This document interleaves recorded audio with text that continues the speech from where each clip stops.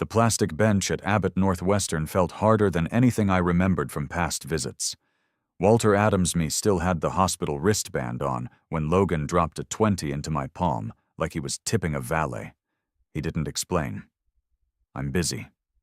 "Figure it out," he said, eyes fixed somewhere past my shoulder. The words landed faster than the bill.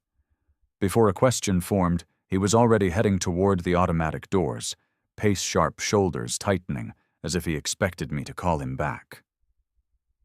Nothing came out of my mouth. Something in my chest stalled. A man in a wheelchair a few feet away shifted slightly and spoke without looking at me. "If you stand that straight, he'll push even harder. Lean a bit. Make him think you're weaker than you are." His tone wasn't mocking, more like someone warning a stranger about a hole in the sidewalk. I turned toward him. "What are you talking about?" He tapped his phone. He reached for his phone, opened a message he'd recorded from earlier, then pushed it toward me. I overheard him sending this to someone near the entrance. The text glowed against the screen. "He doesn't have his phone now. Grab the rest of the medical papers and it's done." A chill moved up my arms sharper than the cold outside. Logan hadn't only started the process, he'd committed to it. A waitress approached with 2 mugs. "Thought you both might want coffee," she said, placing them down. "I used to volunteer at a senior unit. Saw a few families try stuff like that. It's awful." She headed back toward the counter, leaving me staring at the steam coiling upward. Knowing this wasn't some unique betrayal didn't make the blow easier, but it did make it real. My hand drifted toward the napkin holder, while my mind scrambled for another explanation. Maybe he panicked. Maybe he thought he was helping. Raymond shook his head. "That's exactly why this works. You want to believe the best. He counts on it." The words stung because they were true. Logan had always relied on my silence, on the way I let things slide for the sake of peace. He knew how far he could push without triggering a reaction. Raymond continued. "You know how many signs I ignored. My daughter started by offering to pay bills for me. Then she took over my mail. Eventually, she locked my accounts, convinced a doctor I couldn't manage medications. By the time I realized most of the paperwork had her name on it. The memory of Logan sorting my tax folder resurfaced. He'd insisted he needed it to make forms easier. Another time, he rummaged through the cabinet for my prescriptions without asking. A neighbor once mentioned Logan told her I was getting forgetful. I let that pass, too. A vibration shook the temporary phone in my pocket. An email notification lit the screen, a security alert from my bank, stating someone requested updated access credentials using my account. My chest tightened. He's using my email. Raymond reached across the table. "Let me see." After a quick review, he exhaled through his teeth. "This is part of the pattern. They try to lock you out digitally before the court even gets involved. Fighting the urge to bolt from the booth took everything I had." "I need to call him." "No," Raymond said firmly. "Confronting him now hands him leverage. He'll twist it. He'll play the dutiful son trying to manage his father's confusion. Emotion is how he wins." The diner hummed with low conversation forks, tapping plates, someone paying at the counter. All of it felt distant. My world had narrowed to a few inches of table between me and a truth I didn't want to face. Raymond dialed a number on his phone. "Morris, it's Ray. I've got someone who needs your help." "Tonight? Yes." He paused, listening. "We'll be there." He ended the call and slid the phone back. "We're meeting him later. He's one of the best. Let him look at everything before you take any step." My mind drifted again to things I'd brushed off over the last year. Logan taking control of minor tasks, asking questions about my insurance offering to keep a copy of my will just to make things easier. I had always chalked it up to him being responsible in his own way. The mug felt heavier when I lifted it. I raised him better than this. Raymond didn't offer comfort. You raised him. What he does with that is on him. A break in the steady rhythm of the diner pulled my eyes toward the front windows. A figure crossed from the parking lot toward the entrance broad shoulders, same way of walking as Logan. The shape triggered something fast and sharp in my chest. Is that him? I whispered, unable to look away. Raymond followed my gaze but didn't answer. The figure paused near a parked truck, tugged at a jacket, then continued out of sight. My pulse took longer to settle. The coffee cooled in front of me. Raymond closed his laptop with a soft click, and something about the gesture made the tension thicken. We should go soon, he said. Morris will want time to look at everything. My attention drifted back to the window. The reflection showed two men sitting in a booth, one trying to make sense of the ground eroding beneath him, the other holding pieces of a road map I didn't know I needed. The figure outside was gone, but the unease lingered, stretching into the space between breaths. I pushed the mug aside and focused on the blurred shapes moving through the lot, waiting to see if the silhouette reappeared. The public library in Adena felt like neutral ground, no emotions tied to it, no history trailing behind us. Raymond asked for a small meeting room, and the staff handed him a key card. We slipped in, shut the door, and settled at a plain table. I opened the temporary phone and logged into my email. A new message sat at the top of the inbox, time-stamped just minutes earlier. The subject line froze me. Medical disclaimer. Walter Adams. A PDF attached. My thumb hovered, then tapped. A form filled the screen, stamped with a clinic letterhead I recognized. A doctor's name appeared under it, someone I'd seen once months ago. Below that sat a signature that looked almost right, but slightly crooked. The document stated in careful medical language that Walter Adams lacks the capacity to make financial decisions independently. My breath snagged. Logan hadn't just gathered evidence, he had manufactured it. Raymond leaned forward. Let me see. I handed him the phone. Watching his face as he scanned it rattled me more than the form itself. His jaw tightened. This is serious. He's going for an emergency order. I'm calling the police came out before I realized I'd spoken. He shook his head. Not yet.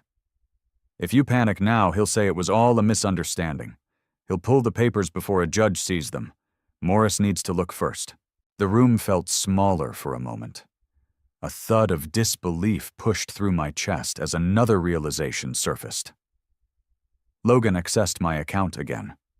At some point, he must have reset the password or synced the login to his phone. How long has he been planning this? My voice sounded foreign, too strained. Raymond's expression softened. Long enough to feel confident. They always test boundaries before the main strike. A soft knock landed on the door before either of us could say more. A woman wearing a library badge stepped halfway in. Excuse me, she said. Someone out front asked if a room was being used by an older gentleman and a man in a wheelchair. He didn't give a name. Raymond and I exchanged a look. She left without pressing us. My pulse stumbled. Logan had to be the one asking. Nobody else knew we were here. He's following us, could be, Raymond muttered, or checking if his father is wandering with the wrong people. Either way, he's nervous. I rubbed my forehead, trying to steady the rush of thoughts. The distance between the man who helped me after knee surgery and the man who forged medical papers felt impossible to bridge. Each new piece made the gap wider.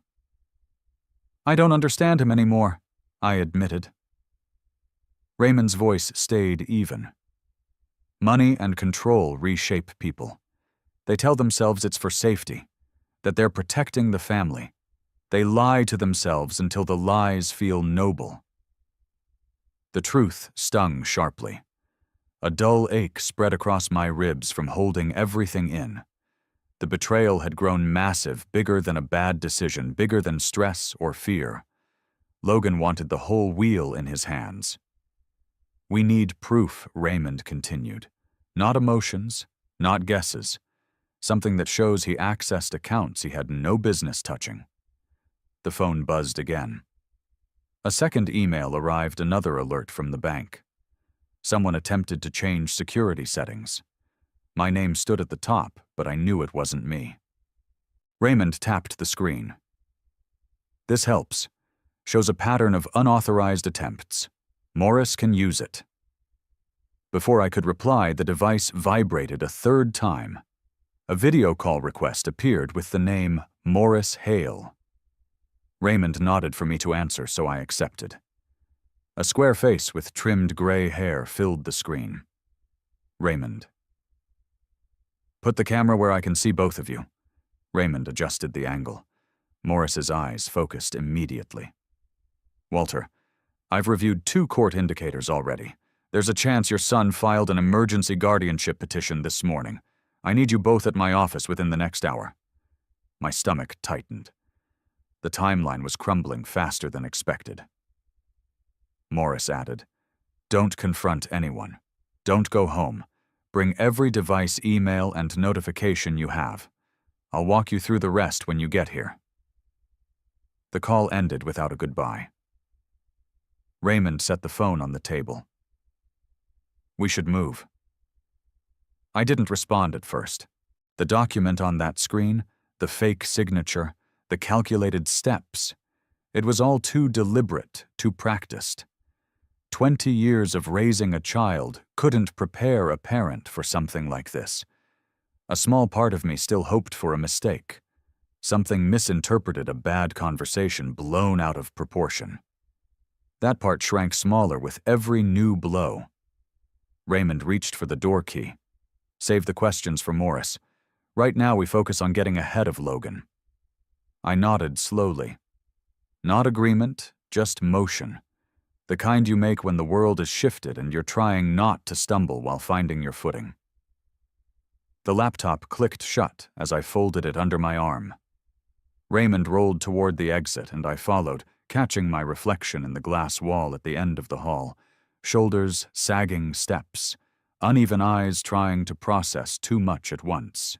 Your son sent a message to someone about a guardianship form and a decline in ability. Said he just needed one more piece of proof. It took a second to register. My hand went to the pocket of my gown. No phone, no wallet, only that 20. Earlier, Logan told the nurse I'd been misplacing things and forgetting where I put them. She had smiled politely, the kind of smile given to family who've been dealing with a long-term issue. A nurse stepped out from behind the counter. "Mr. Adams, do you have someone coming to pick you up?" "Yeah," I answered. "He got delayed." She nodded and returned to her paperwork. The man in the wheelchair angled closer with a small push of his hands. "Before you came out, he said your son asked the clerk for a sample certificate, stating a patient can't handle personal needs. I've seen that move before." My legs reacted before my mind did. They tried to take me toward the exit where Logan disappeared, but the strength wobbled. Morris Hale's office sat on the second floor of an older brick building in midway, plain hallway, muted carpet, nothing suggesting the kind of storms he handled for a living.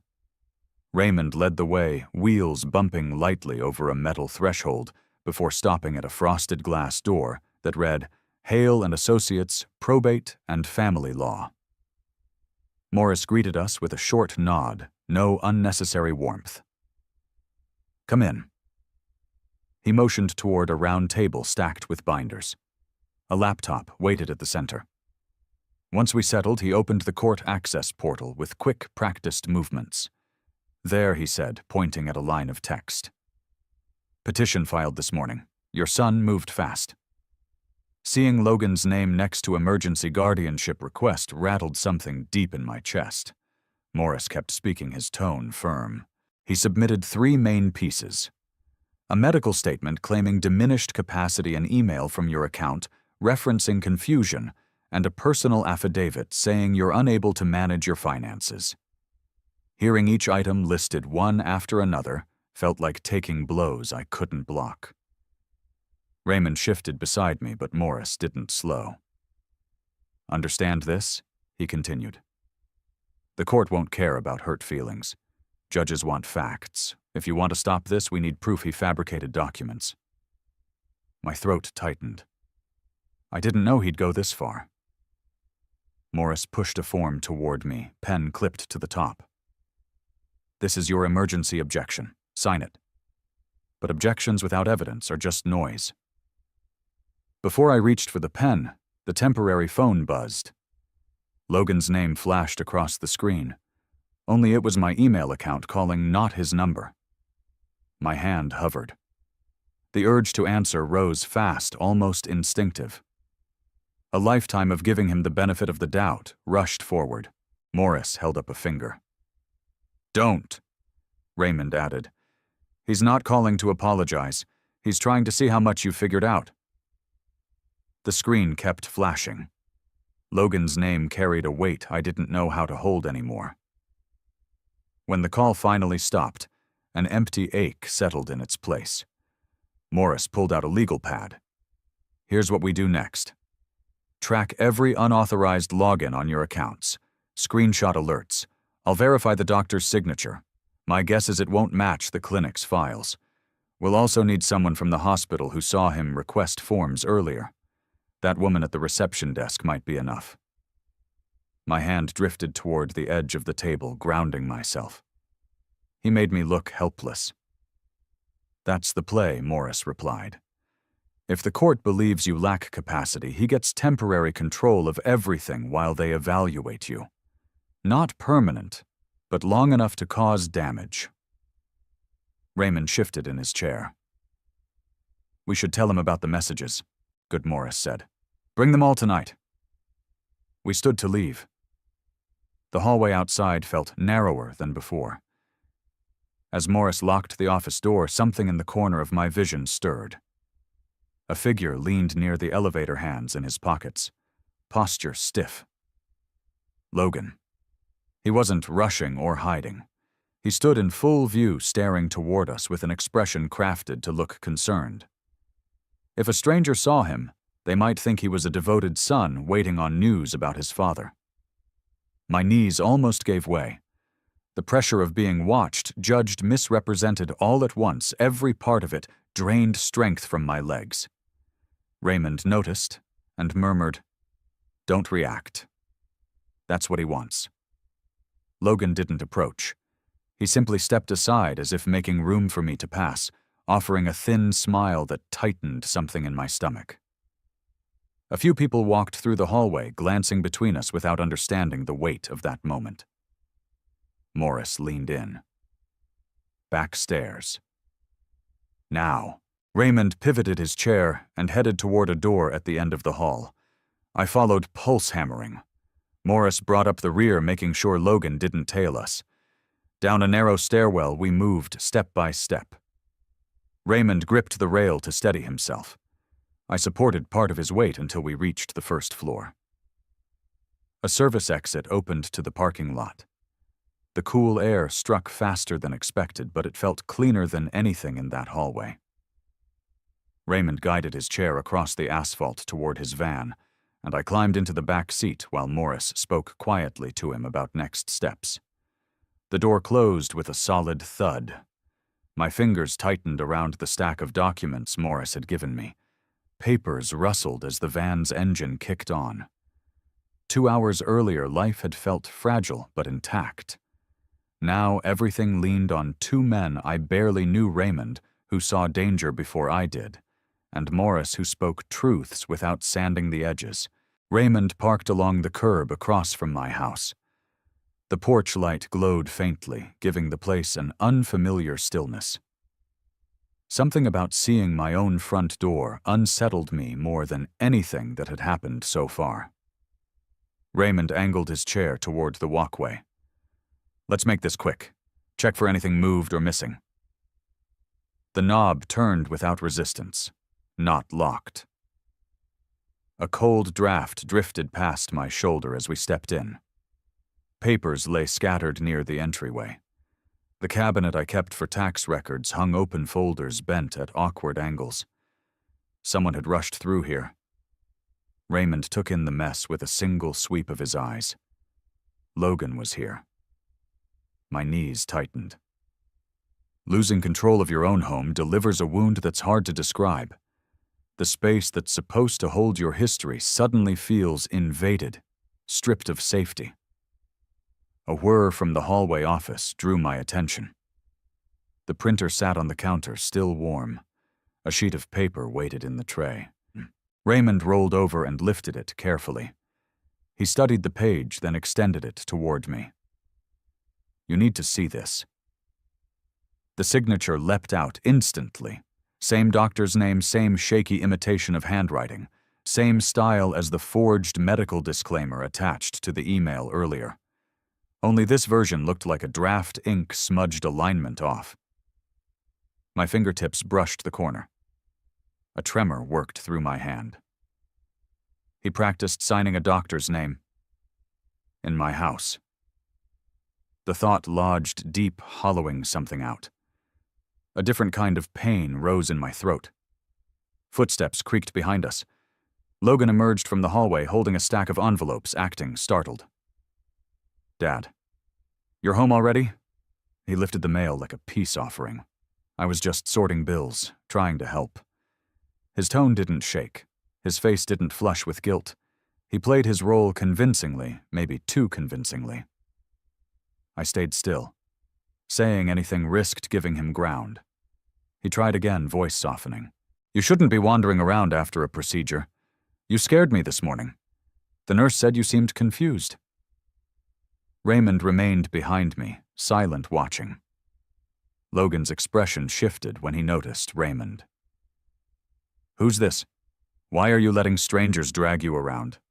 You know this isn't safe for you. The words felt rehearsed, like lines written to sell a story to someone else. My jaw locked. Logan mistook the silence for weakness. He stepped closer.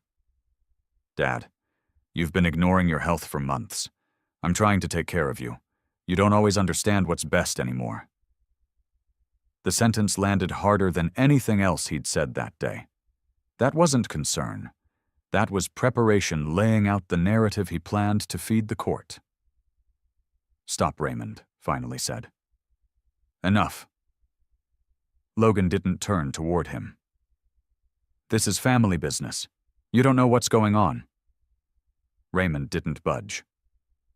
I know exactly what you're doing. Something in Logan's face flickered annoyance, maybe fear. Then he relaxed the muscles around his mouth, shifting back into his practiced mask. I'll come back later, he said, gathering the envelopes. We can talk when you're calmer, Dad. He moved past us without waiting for a response. The front door shut, leaving the house strangely hollow. Raymond let out a slow breath. He's tightening the noose. But he made a mistake. He moved toward the computer.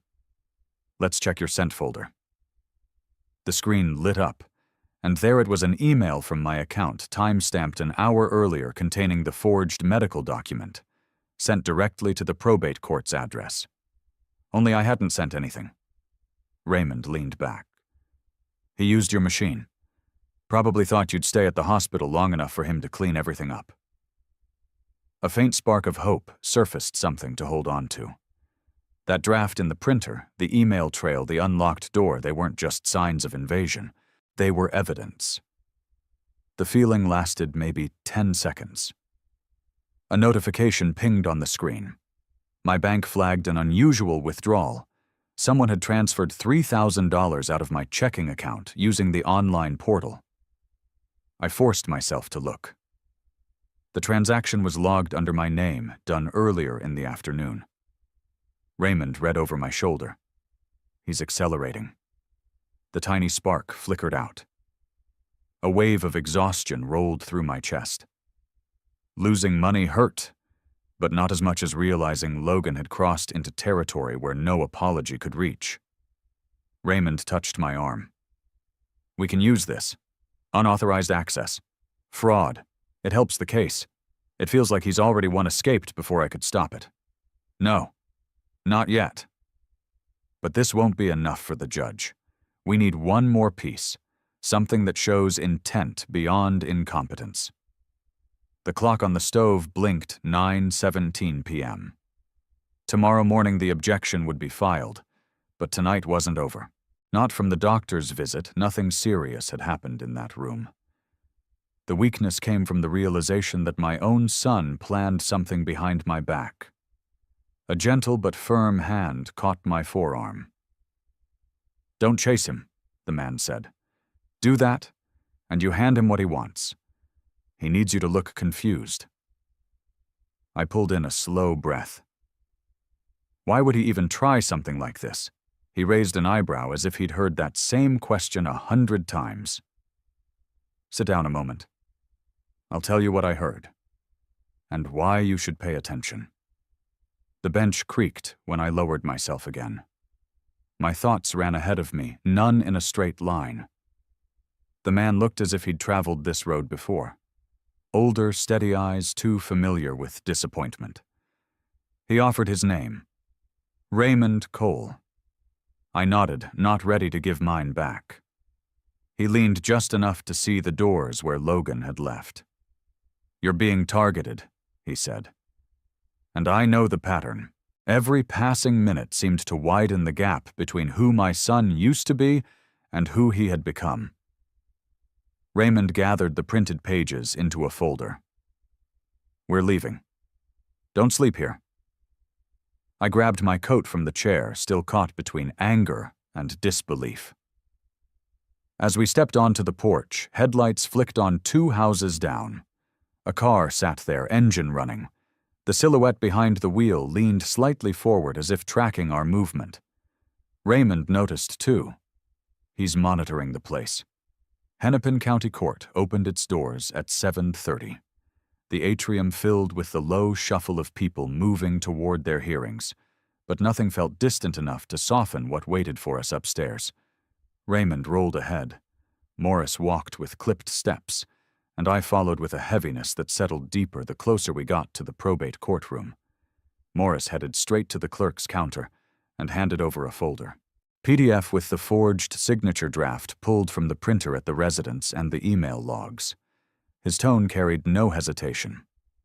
The clerk took the documents and disappeared through a doorway. We sat on a row of rigid chairs. Not 5 minutes passed before Logan appeared at the end of the corridor. His shoulders were squared, his stride easy. A young woman clung to his arm, his girlfriend. Behind them stood a social worker I'd never seen. Logan slowed as he approached, arranging his expression into something sympathetic. "Dad," he said softly, "you didn't have to come this early. We could have handled this together." Morris didn't bother hiding his disdain. Raymond kept his gaze fixed forward. Logan looked toward the social worker. "This is the situation I told you about. My father's been getting confused, wandering, forgetting how to log into basic things." He turned back to me. "You lost your phone 3 times this month. And your wallet. Remember?" No one answered him. The corridor's hum grew heavier around us. A court officer called us in. The room was narrower than I expected. A judge sat elevated at the far end, stacks of motions to one side. Once everyone settled, she opened the session. Morris stood first.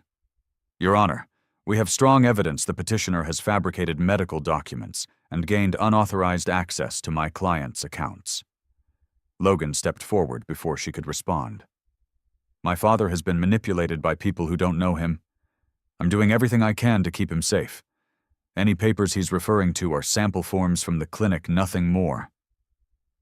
Morris raised an eyebrow. "Sample forms produced by a printer in the respondent's home, with a doctor's signature that doesn't match clinic records." The judge directed her attention toward me. "Mr. Adams, do you understand the nature of today's hearing? Do you feel capable of managing your financial affairs?" Questions piled onto each other. My health history. Whether I remembered conversations, if I'd misplaced important documents, whether I lived alone by choice or necessity. Every answer forced me to feel smaller, chipped down to whatever weaknesses Logan chose to highlight. A tight pressure built behind my sternum.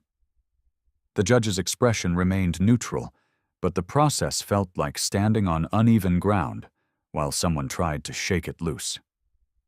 Morris requested permission to submit digital evidence. The judge nodded. An IT staffer wheeled over a small workstation. Morris handed him a drive. "Pull the email logs."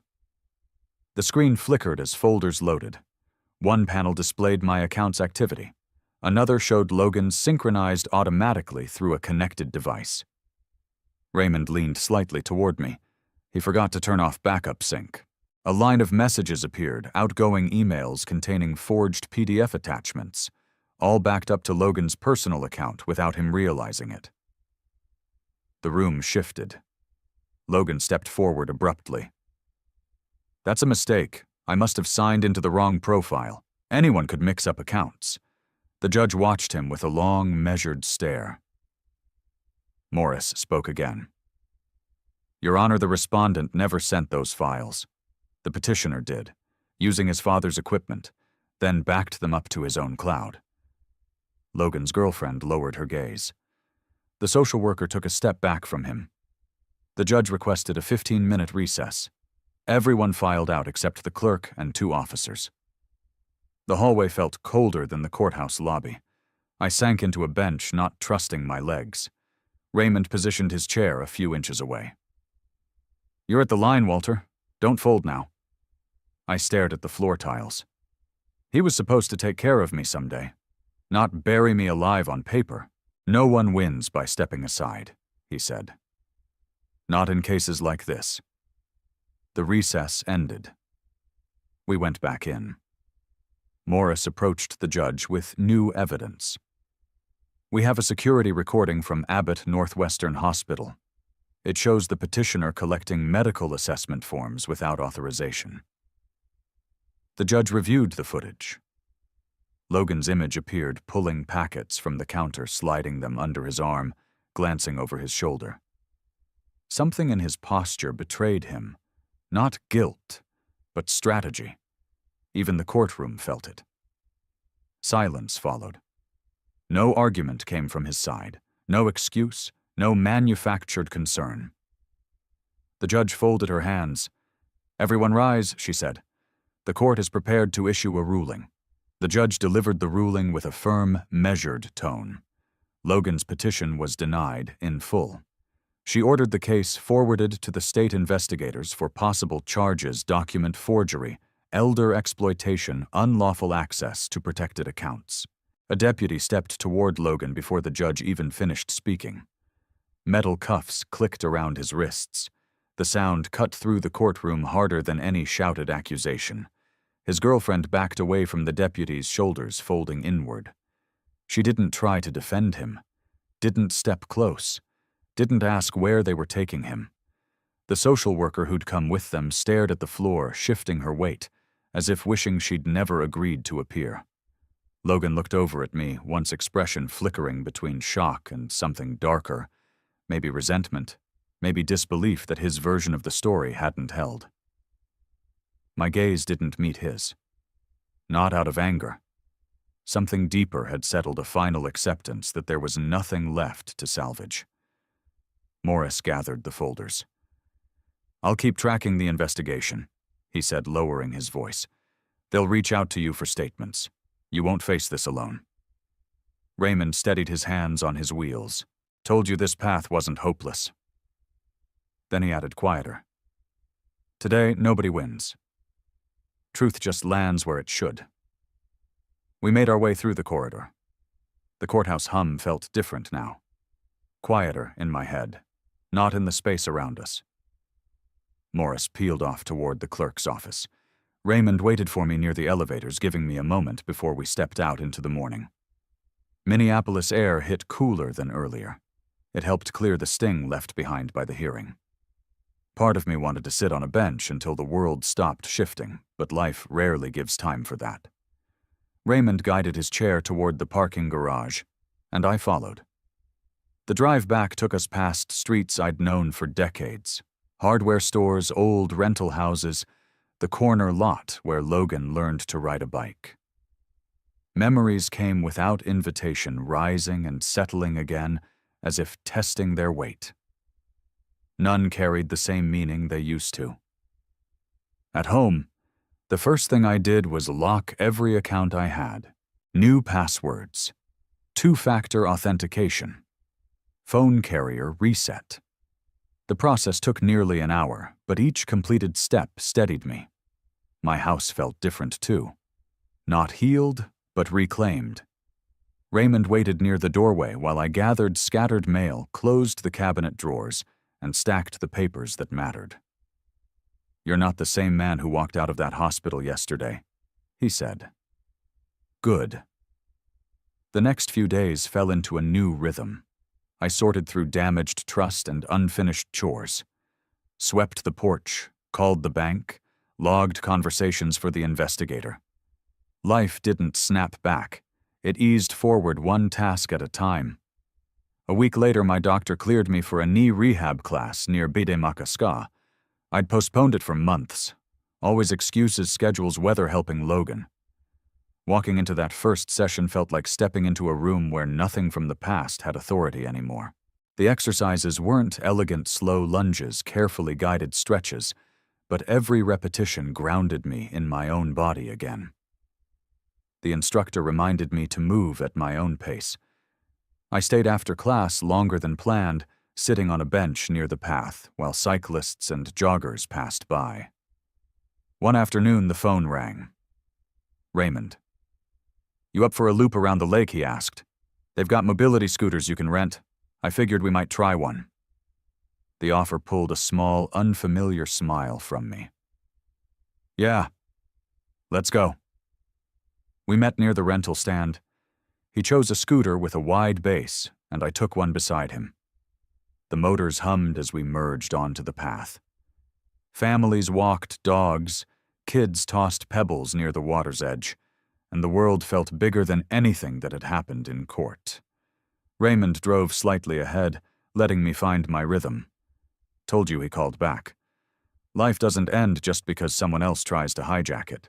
The back door of the hospital swung open with a heavy push, and the cold brushed against my skin, clearing the fog that had followed me since Logan walked off. Raymond kept a steady pace beside me, guiding his chair over the cracked pavement of the rear lot. My daughter tried the same thing he said, filed to take control of everything after her mother passed, claimed I was slipping, claimed I couldn't manage day-to-day life. The story hit harder than the wind. A nurse had lent me a temporary phone, so I tried calling Logan again. The call rang once, then cut off. A message popped up seen. Nothing more. Raymond slowed enough to glance at me. "That's how it starts. They block your access, grab the narrative, then move fast." Minnesota courts don't need much to approve an emergency guardianship. If someone can argue you can't manage your own decisions, the judge can hand control to a relative until everything's sorted. A knot settled in my stomach. "Feels different now," I answered, navigating a curve. "Lighter." He nodded without turning. That's what getting your life back does. Doesn't erase the damage, just gives you the wheel again. We kept moving along the shoreline. The lake shifted colors with each passing cloud, and the path widened near a cluster of trees. Something eased in my chest that hadn't loosened in years. Not triumph, not relief, just a steadying acceptance. My thoughts drifted toward Logan again. Not in grief, not in yearning, but with a slow, sober distance. Whatever connection we once had lived behind me, now shaped by choices neither of us could undo. He would face the consequences set in motion by his own hands, and I wouldn't intervene. The scooters rolled side by side as we continued down the curve of the trail. Raymond pointed toward a stretch ahead. "Let's take that route. It's smoother." I followed, letting the motion carry me forward, letting the path unfold without forcing meaning onto every step. The lake stayed to my left. Raymond stayed to my right. And the rest, everything that once felt too heavy to hold, fell a little further behind with each turn. Not from fear, something closer to disbelief, mixing with anger. Logan had been helpful these last months, asking to hold on to my house keys, when we ran errands suggesting he manage my bank card, when my knee surgery made moving around tougher. At the time, it felt considerate. Now those memories rearranged themselves into something else. Raymond pointed toward my empty pockets. If he walked off with your phone and wallet, he's preparing paperwork right now, probably already filed. A reflex pushed me toward the hospital door again. I'll talk to the staff. I'll explain. A firm gesture stopped me. Don't. Running back in gives him proof you're confused and panicked. Sit down for a moment. He rolled toward a low retaining wall, where cars idled in the distance. My legs carried me over without argument. Settling on the cold concrete steadied the rush of thoughts. Why help me? The question escaped before I could think it through. Raymond rested his hands on the wheels. When my wife died, I trusted my daughter with too much. She took advantage of that grief, tried locking me out of my accounts, called her lawyer before she called me. I fought back, got my independence returned. It took months, but I learned what to watch for. He paused to let the weight settle. I saw the signs the minute your son tossed those $20 your way. Nothing about this felt like a misunderstanding anymore. The pattern was too specific, too calculated. A familiar ache spread across my ribs as more pieces clicked, Logan suggesting I write down passwords just in case, Logan sorting my mail to help me get organized, Logan cleaning out drawers without asking. A dark SUV rolled past us toward the exit. Something made me stare. Logan sat in the passenger seat. He scrolled through his phone expression, flat, focused. He didn't scan the lot, didn't check for me, didn't even look up. In his mind, I was still sitting on that bench inside the hospital, waiting for someone to rescue me. Raymond let out a small breath. See that he assumes you're out of the way, believes he's already in control. The SUV turned onto the street, disappearing in a rush of tires. That simple glimpse removed any doubts left in my chest. Where do I even start? My voice felt thin. With the right attorney, Raymond replied. There's a man named Morris Hale. Handles guardianship abuse cases all over Minnesota. He's good. Brutally straightforward, but good. The name didn't ring any bells, but Raymond delivered it with the confidence of someone who had lived through the fire and walked out the other side. Does this mean Logan planned all of it? The words tasted bitter. Raymond rubbed his jaw. People don't wake up one morning and decide to do something like this. They prepare. They test small boundaries. They push until the ground softens. The cold felt sharper the longer we sat there. Something about watching that SUV fade into morning traffic made the truth sink in deeper than anything else so far. Logan didn't look nervous or guilty. He looked busy, focused on his next step. Not on me. A long breath steadied my chest. I'm not going home. That's smart, Raymond said. Going home without knowing what he's done could make things worse. He might even twist it into abandonment or confusion. His matter-of-fact tone gave me something to grip onto. Not comfort, but a sense of direction. A car pulled up near us, engine running. Raymond checked his watch. There's a diner near Bloomington where we can talk more. The kind of place where nobody pays attention to two men minding their business. I stood slowly. My knees protested, but the movement helped settle the swirl in my head. Raymond adjusted his chair and nodded toward the far end of the lot. Come on, he said. You need a plan, not hope. The pavement stretched ahead of us, uneven and cold. A few steps in, I glanced back at the hospital where Logan left me 15 minutes earlier, as if I were a burden he didn't know what to do with. The door swung shut behind a couple leaving with discharge papers. The diner felt worn, in the way old boots feel worn, still holding together, still doing their job. Raymond steered his chair to the corner booth, the one farthest from the entrance. I slid into the seat opposite him, my mind still chasing the sight of Logan in that SUV. Raymond lifted his laptop onto the table and tapped the screen awake. Let me show you what these cases usually look like. Forms filled the display: guardianship petitions, medical assessments, emergency requests. Some had scribbled signatures that didn't match the printed names. Others exaggerated illnesses so severely that any healthy man would look unfit. He wouldn't go this far slipped out before I could rein in the thought. Raymond didn't argue.